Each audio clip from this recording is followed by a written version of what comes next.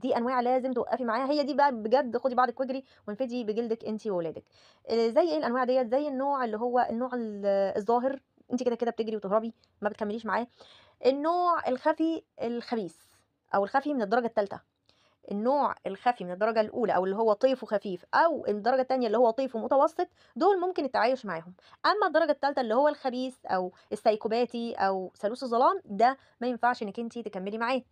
في النرجسي اللي هو بيمِد إيده، اللي هو ما بيعرفش يتفاهم إلا بمَد الإيد وقلة الأدب والغلط والكلام ده، فده ما ينفعش إنِّك أنتِ تكمّلي معاه. في النرجسي اللي هو مش مجرّد بيعمل علاقات خارجية، لأ، المواضيع عنده بتبقى كبيرة وبيصل إلى حد العلاقات الغير شرعية، فده ما ينفعش إن أنتِ تكمّلي معاه، لإن ده فيه منّه أذى كبير عليكِ.